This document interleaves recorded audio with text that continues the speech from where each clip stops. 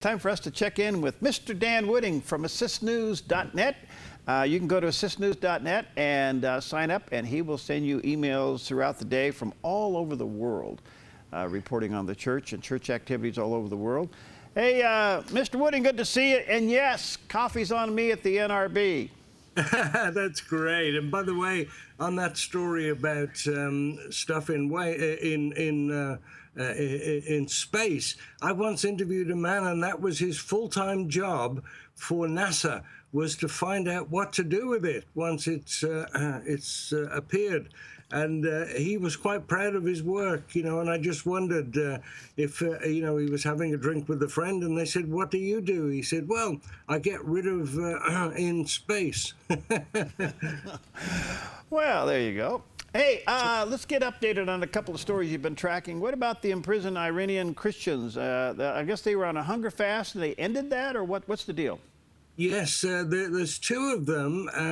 Originally, there had been 5 of them who'd been arrested, Perry, and they've never been charged. Well, 2 of them continued to be in prison, but their health was pretty bad, and they also were not getting anywhere. I mean, they're just sitting in prison with no charges.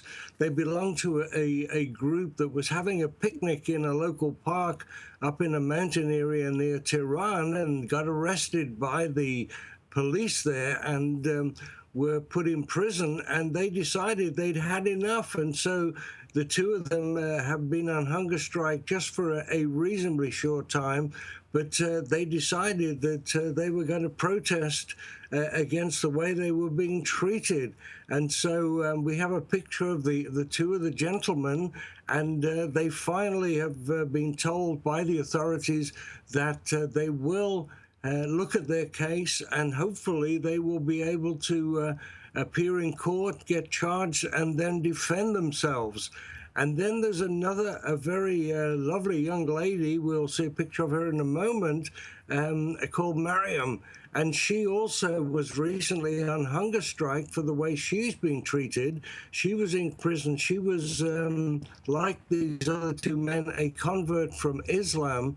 And she was, witnessing to her new faith, got arrested, and was treated very, very badly while she was in prison. And she went on hunger strike. She's now off hunger strike again, and we're hoping that very soon all these people will be freed. But at the moment, the way that Iran is treating Christians is appalling. Just about every Farsi-speaking church in the country has been shut down. Farsi is the local language, and people are not supposed to meet if they speak in that language.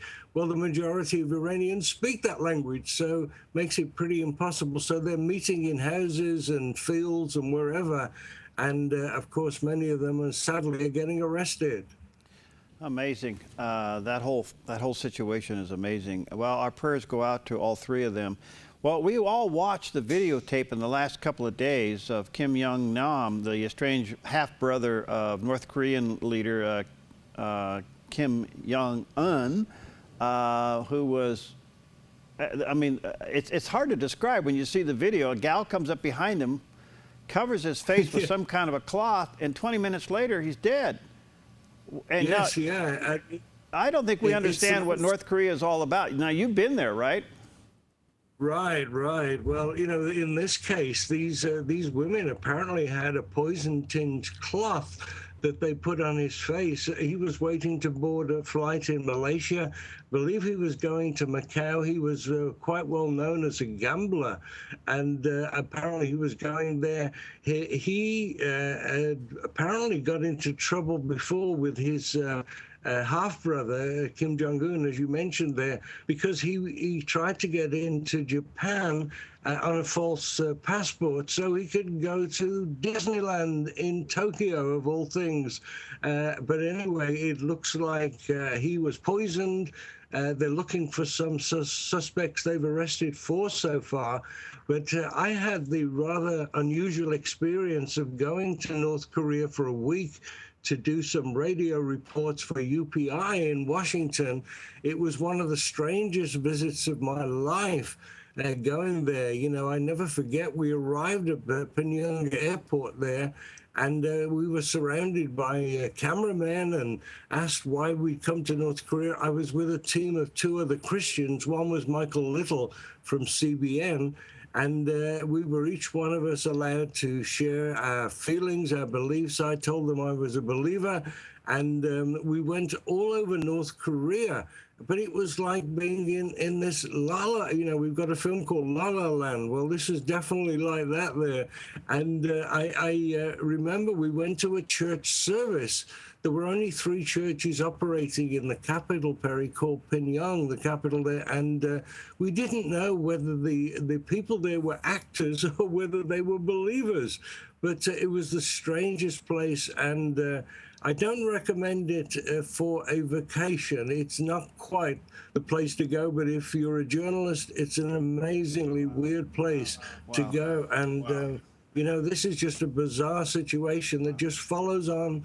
We don't know how to keep up with Kim Jong-un and his crew there in North Korea.